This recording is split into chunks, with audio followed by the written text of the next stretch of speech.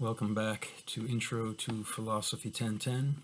This is the first video for the first reading in part 2 of our book. So the book is 4 fundamental questions, and the first question was who or what am I? And now the next fundamental question is what is real? So the first reading, again, this book is organized chronologically, and then it alternates generally between a theistic or rationalist philosophy that believes in an eternal soul and some kind of a divine organizing principle of the universe, and the atheistic position, the basic argument of which there is no underlying eternal individuality. Everything is constantly fleeting, and the sense of an individual self is an illusion. So that's how part 1 of the book was organized, so chronologically and then alternating between those two polar opposite perspectives. The oldest text that we read in part 1 was the Katha Upanishad, and then we read Plato's Phaedo, so that really didn't, we read the Katha Upanishad, then the Buddhist perspective, and then Plato.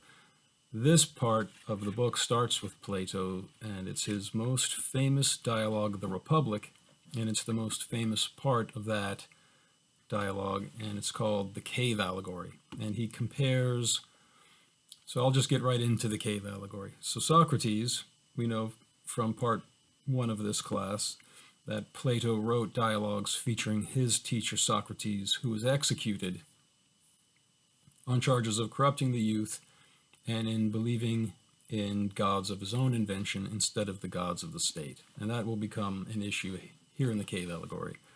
So the question is, what is real? Socrates says, well, this material world, this temporary physical world, is not the ultimate reality. It exists because it's a shadow or kind of a dream of the absolute world, of eternal, unchanging forms or ideas, forms of knowledge. And the allegory he presents in this dialogue to his young friends, he's speaking to Glaucon and his brother Adimantas, who are Plato's brothers. So I'll just read a little from page 151 and then just describe it in my own words. So Socrates is speaking to Glaucon, and now I said, let me show in a figure how far our nature is enlightened or unenlightened. Behold, human beings living in an underground den, which has a mouth open towards the light and reaching all along the den. Here they have been from their childhood and have their legs and necks chained so that they cannot move and can only see before them, being prevented by the chains from turning round their heads. So he goes on to say, above and behind them a fire is blazing at a distance, and between the fire and the prisoners there is a raised way. And you will see, if you look, a low wall built along the way like the screen which marionette players have in front of them, over which they show the puppets. So he's saying, imagine people taken at childhood down into an underground cave, then chained head and their legs so that they can't turn their heads around. They're forced to look in front of them at the back wall of the cave. So behind them is a little wall, and then behind that wall, guards walk back and forth carrying puppets up on sticks. And behind the guards is a blazing fire above the entrance down into the cave. The fire casts a shadow from the puppets onto the back wall. The fire also casts shadows of the prisoners themselves. You can't see the guards because they're hidden behind the wall, but the prisoners can see their own shadows. So they see their own shadows on the back wall of the cave. They see the shadows of the puppets held up by the guards on the back wall, and they hear the guards walking and talking. They hear the echo bouncing off the back wall. So they think the shadows are reality and the echoes are reality. And then Socrates says, now imagine someone coming down into the cave and releasing a prisoner, turning that prisoner around to see the reality from which those shadows were cast, or at least the next step up on reality. Wouldn't that person's eyes be pained by the light? They'd be dazzled and not able to see what they're being shown. And wouldn't they think that the wall with the shadows on it is the true reality, that which they can actually see, and what they're being shown now is some kind of a horrible nightmare. And then imagine that same bedazzled prisoner being hauled up the rough and steep ascent from the underground cave to the world outside. Wouldn't the light of the sun blind the prisoner even more? And wouldn't they think this is a horrible plight? But then gradually they'd be able to see, the prisoner would be able to see objects at nighttime. And in the daytime, the prisoner could see objects reflected in puddles of water. At night, the prisoner could see the planets and the moon, the stars, and then finally by day, eventually, the prisoner could see the sun itself. And then that person would realize this is in some sense the source of everything else, including all of the underground cave world of shadows. Now that they tell that prisoner, okay, we've enlightened you, we've freed you from that horrible mire of ignorance, but now you have to go back down and return the favor and free another prisoner. So then the person goes back down into the cave, but the reverse process happens. Like their eyes were hurt by the light coming out of the cave, so now they're blinded by the darkness going back into the cave. And it might take a long time for their eyes to get accustomed to the dark again. And during that time, the people who are proficient at predicting which shadow will come before which and make which sounds, that's what they do all day. They watch the shadows, they hear the guards walking back and forth, and some of them are more skilled at predicting the pattern of the shadows. That's what they pride themselves on. So this person who left the cave and comes back down wouldn't be good at that game anymore until he or she could see, have their eyes accustomed to the darkness. Then they could see 10,000 times better because they'd be able to just look at the guards and the puppets and make predictions all day long, better than anybody else. But in that interim period, the people would say, you're telling me that there's another world and I live in a cave and there's some real world with real objects, but look at you can't even see 10 feet in front of you. You don't even see the shadows on the wall. And they would say, well, if you try to make me into someone like you, I'd kill you if I could. And it's a reference to Socrates, how they killed Socrates for trying to take them out of the cave of ignorance. But at any rate, continuing, Socrates then says, okay, now here's the, let's translate the allegory. At the bottom of page 153, he says, this entire allegory, I said, you may now append, dear Glaucon, to the previous argument. The prison house is the world of sight.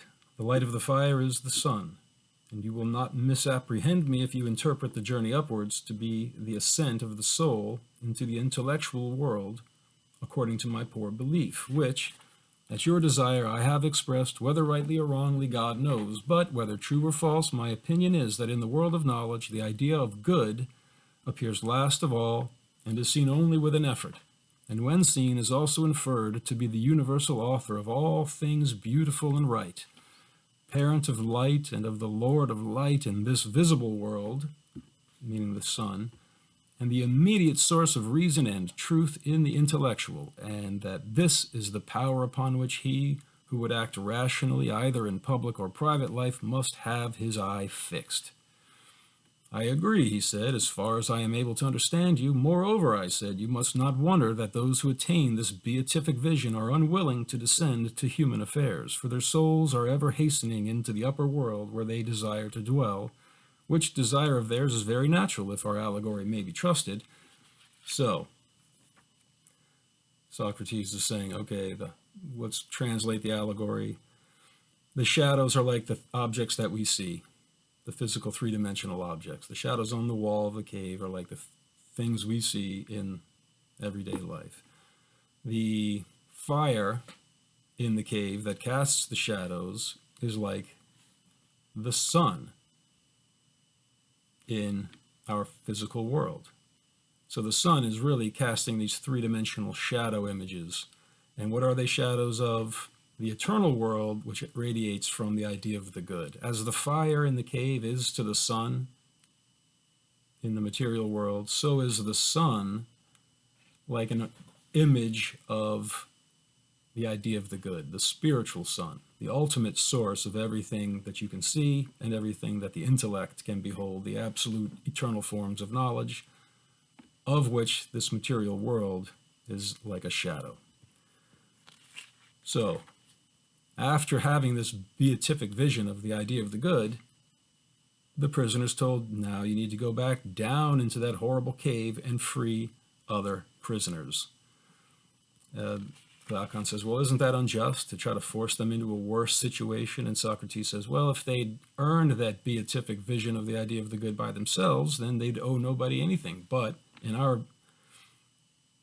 thought experiment here of trying to design the ultimate just state, we educated them to get to this point, so they owe the state. And we're not after the happiness of any individual, we're after the happiness of the state as a whole. And so the happiness of everyone depends upon these enlightened philosophers to go back into the world of politics and try to take the reins of the state. He says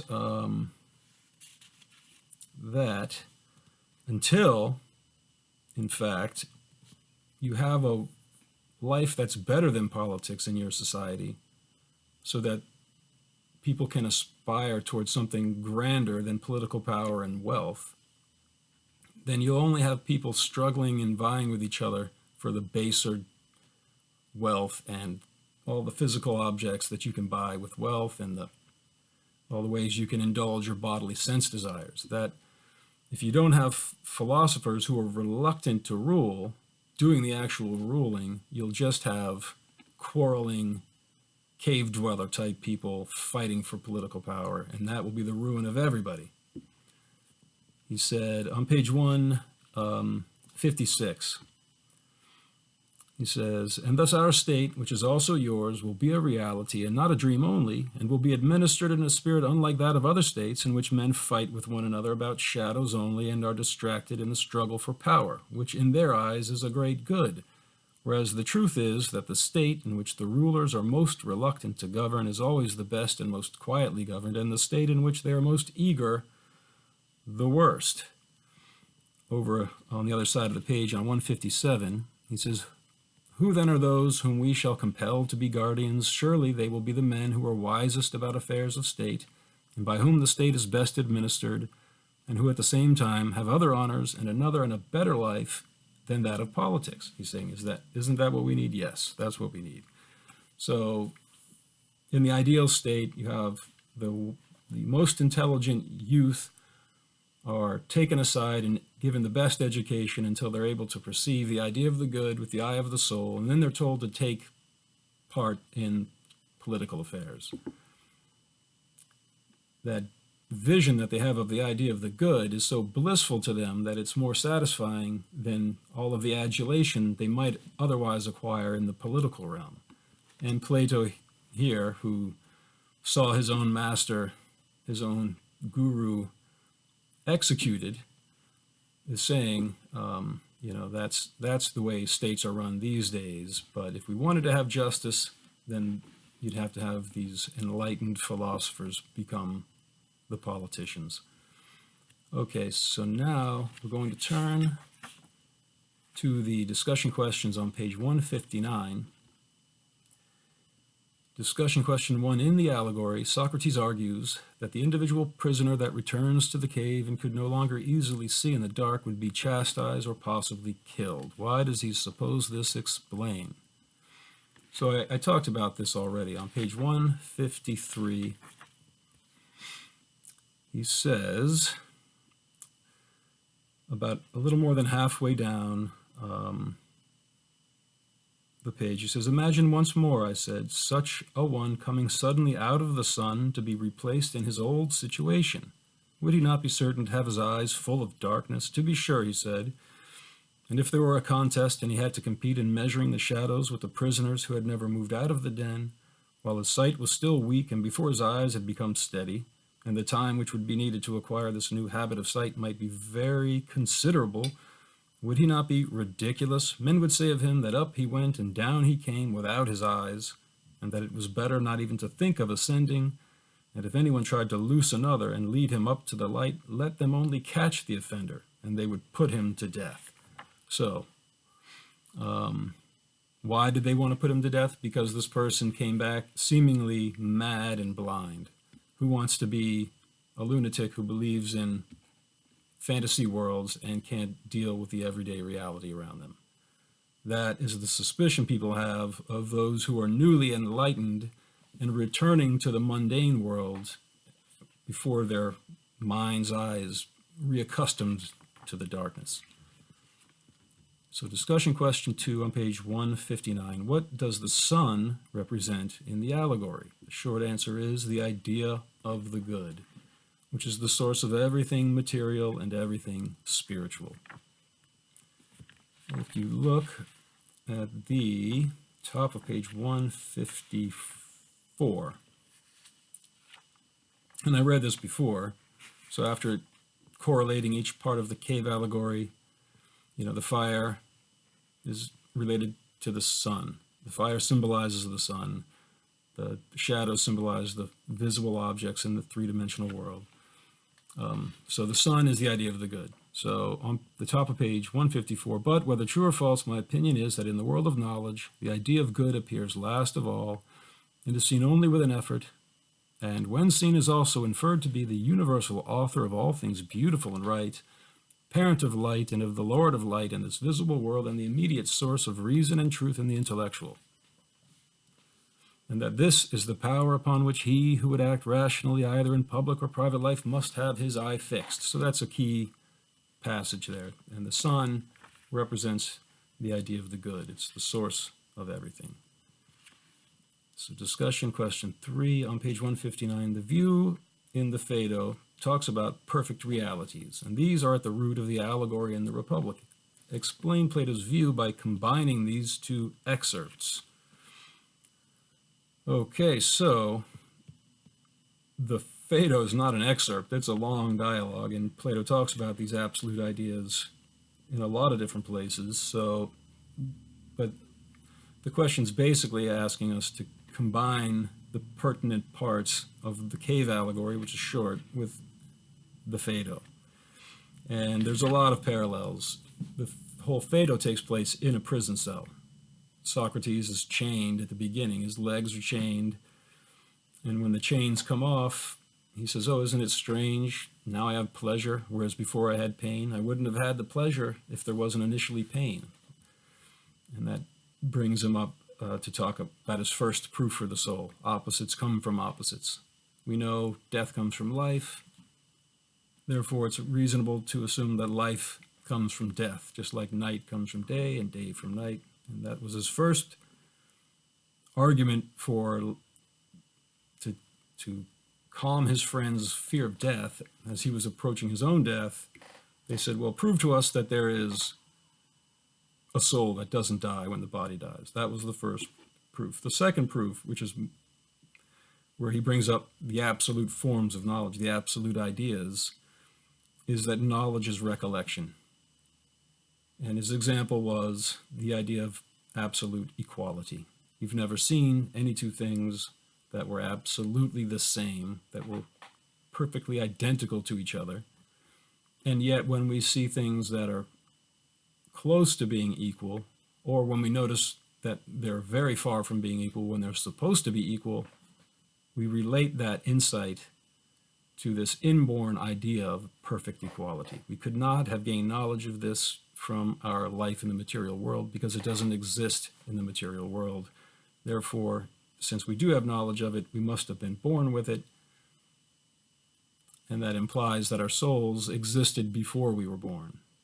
And then if you combine that with the first proof that opposites come from opposites, since we have knowledge of these absolute inborn forms of knowledge, we must have existed before we were born. And if opposites come from opposites, then we must also exist again after we die. Life must come from death.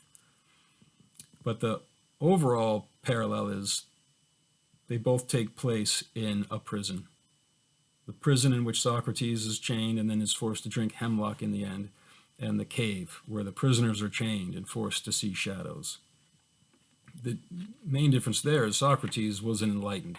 He was someone, ostensibly, who had already observed the absolute idea of the good and now came back to the mundane world and was trying to teach others to see it, and they put him to death.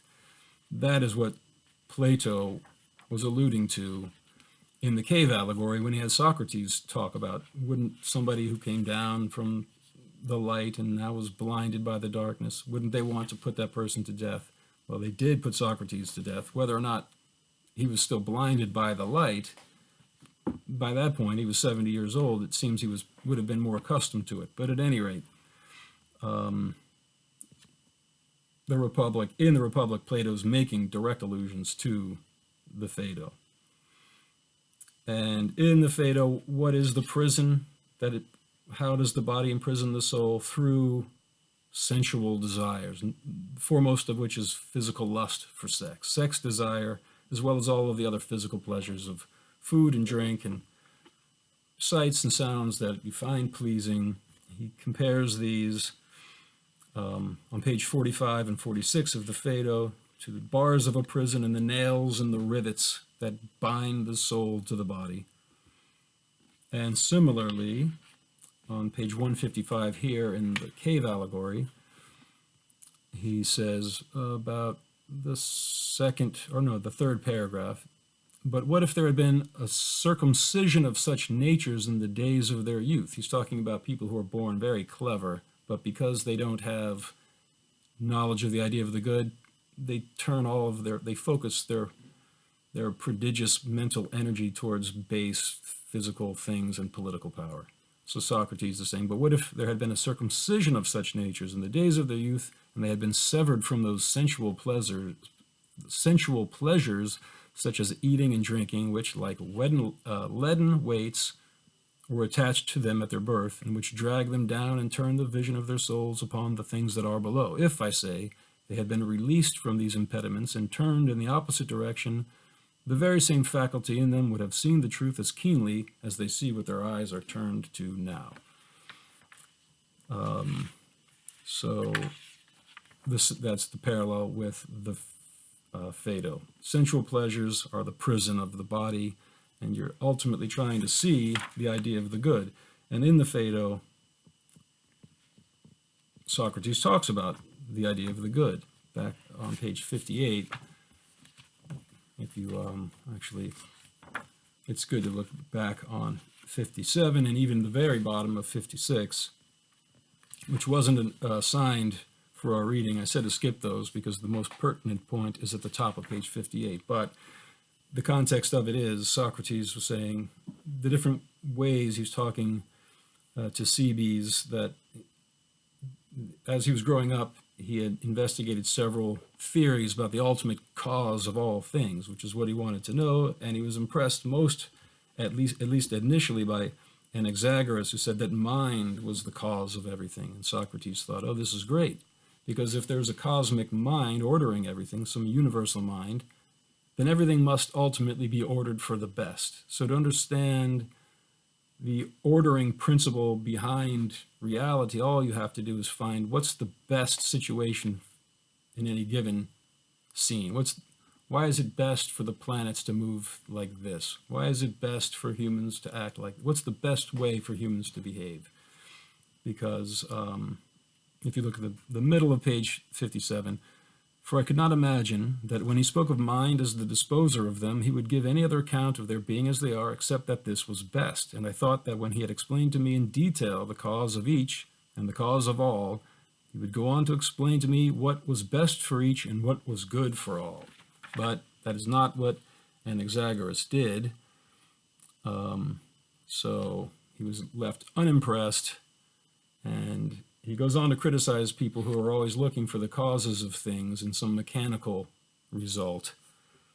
He's saying at the top of page 158, 4 lines down, he says, I wonder that they cannot distinguish the cause from the condition, which the many, feeling about in the dark, are always mistaking and misnaming. And thus one makes a vortex all around and steadies the earth by the heaven. Another gives the air as a support to the earth, which is a sort of broad trough. Any power which in arranging them as they are arranges them for the best never enters their minds, and instead of finding any superior strength in it, they rather expect to discover another Atlas of the world who is stronger and more everlasting and more containing than the good. Of the obligatory and containing power of the good, they think nothing. And yet this is the principle which I would fain learn if anyone would teach me. So that is in the Phaedo, which is very closely paralleled in the cave allegory. And then he goes on, in the middle of page 58, Socrates proceeded, I thought, that as I had failed in the contemplation of true existence, I ought to be careful that I did not lose the eye of my soul, as people may injure their bodily eye by observing and gazing on the sun during an eclipse, unless they take the precaution of only looking at the image reflected in the water or in some similar medium. So you see the same parallel in the cave allegory. That's a big part of the cave allegory, that you can injure the eye of your soul by observing the idea of the good directly. You can dazzle your whole soul. At first, you should look at things reflected in water and look at the planets. We'll go on later in the Republic to provide a curriculum for the ideal guardians of the state, which culminates with a mathematical study of astronomy and music and how those two are related. So if you study why are the planets moving the way they are, and how are those movements of the planets related to music, that will prepare you for the ultimate vision of the idea of the good. And I'll come back to that after we finish these discussion questions, because I'll bring up again this holographic string theory, which you do not have to know for the exams, but I think it will help you understand the cave allegory better. Okay, so going back to the cave allegory on page, what is this? 159. All right, so we were comparing Plato's cave allegory to the Phaedo. And I think we did a pretty good job. You see the basic correlations there. Oh yeah, one more. Knowledge is recollection. That was the second proof of the soul in the Phaedo. And if knowledge is recollection, then people can't teach you. They can't insert knowledge into your soul. They can just help you recall the absolute ideas from which knowledge emanates. On page 154, near the bottom, Socrates says, but then, if I am right, certain professors of education must be wrong when they say that they can put a knowledge into the soul which was not there before, like sight into blind eyes. They undoubtedly say this, he replied, whereas our argument shows that the power and capacity of learning exists in the soul already, and that just as the eye was unable to turn from darkness to light without the whole body, so too the instrument of knowledge can only, by the movement of the whole soul, be turned from the world of becoming into that of being, and learn by degrees to endure the sight of being, and of the brightest and best of being, or in other words, of the good. All right, so that will wrap it up for these discussion questions. Now, I do want to spend a little time talking about this parallel between the cave allegory and holographic string theory. The entire academic project of astronomy and physics, mathematical astronomy, really originated in Plato's Republic. Pythagoras was working on that, but Plato's published dialogues became a template that minds throughout the centuries in the Western world studied, and it's been like the DNA of Western civilization. So it's not illegitimate to compare the final outcome of this academic project, which as of 2018, as far as I know so far, at least close to the cutting edge is this holographic interpretation of string theory. And, you know, from its end point back to its origin here in Plato's cave allegory. And I've said this before, the idea of the good that Plato describes is very similar to the gravitational singularity that Einstein's general theory of relativity describes. That same singularity is implied by quantum mechanics to exist at every point of the quantum vacuum underlying three-dimensional space.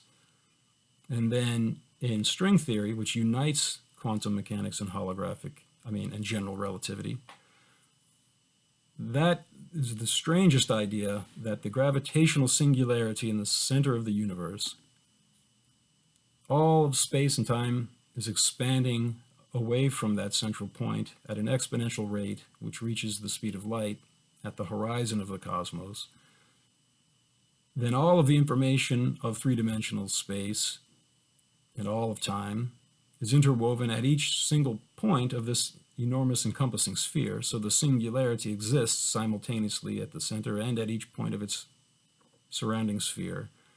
And then from that sphere, the illusion of this holographic movie of three-dimensional space is radiating in with the echo of the Big Bang, the cosmic microwave background radiation. And we saw in the Republic that the prisoners not only look at the shadows, but they also listen to the echoes. On page 152, in the middle, Socrates says, "And suppose further that the prison had an echo which came from the other side. Would they not be sure to fancy when one of the passers-by spoke that the voice which they heard came from the passing shadow?" So Socrates himself it's not just shadows, it's also echoes, it's sights and sounds. He combines astronomy with music. They both need to be understood together. And you'll understand somehow how the illusion of three-dimensional space ultimately radiates from the idea of the good, which is the source of visible light and the source of intelligence. It's the source of consciousness. So according to the general theory of relativity, is interpreted by a Jesuit priest Lemaitre initially in 1927, he said, well, the equations of general relativity indicate that the universe is expanding, and at some point, therefore, it was condensed into a primeval atom, a point of infinite density. It's the source of visible light because it's the source of the physical world, including all the sun and every other object. But Plato's going further, or he's depicting Socrates going further and say it's also the source of consciousness, the immediate source of consciousness. It's not the source of consciousness mediated by the process of material evolution. It's not that the singularity creates the material world, then the little atoms combine and create conscious beings. He's saying, no, it's the immediate source of consciousness that is the essence of the soul itself. Consciousness isn't created. It's not a composite being made of particles of matter.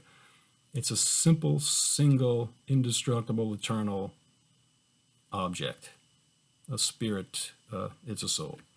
So the singularity is similarly not a composite being. It has no extension in space. It's infinitely dense. It has no three-dimensional extension, and yet the three-dimensional world radiates from it at the Big Bang, and according to holographic string theory, also radiates in from the outermost sphere like a holographic film. Everything's recorded out there and creates this three-dimensional movie.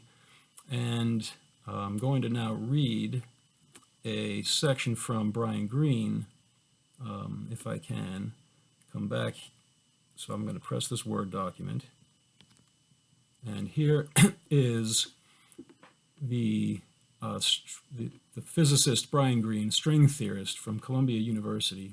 He, in two of his books, at least, he mentioned this comparison of the holographic string theory in Plato's cave allegory. Here's one excerpt from The Hidden Reality. He says, 2 millennia later, it seems that Plato's cave may be more than a metaphor. To turn his suggestion on its head, reality, not its mere shadow, may take place on a distant boundary surface, while everything we witness in the three common spatial dimensions is a projection of that faraway unfolding. Reality, that is, may be akin to a hologram, or really a holographic movie. In another book, The Fabric of the Cosmos, Brian Greene points out, whereas Plato envisioned the common perceptions as revealing a mere shadow of reality, the holographic principle concurs, but turns the metaphor on its head. The shadows, the things that are flattened out and hence live on a lower dimensional surface, are real, while what seem to be the more richly structured higher dimensional entities, us, the world around us, are evanescent projections of the shadows. While it is a fantastically strange idea and one whose role in the final understanding of space-time is far from clear, 't Hooft and Susskind's so-called holographic principle is well motivated. Okay, so what he's saying is the holographic principle agrees with Plato's cave allegory that the three-dimensional world is a projection from some other realm. But Green's saying, that other realm is a two-dimensional, the inner sphere of the horizon of the cosmos. It's a perfectly flat, it's like a holographic film in the respect that if you take a holographic film and you shatter it and you shine a laser through one of the fragments, the whole image will still appear, although with less resolution. All of the information of the whole image is contained in each of its parts. And similarly, all of the information of all of three-dimensional space and all of the time that's existed since the Big Bang is contained and interwoven by threads of energy at each point of this holographic film at the horizon. And then it radiates in with the echo of the Big Bang to create these objects. So in the cave allegory, the shadows are two-dimensional, and they're shadows of three-dimensional objects. So string theory seems to be reversing the allegory.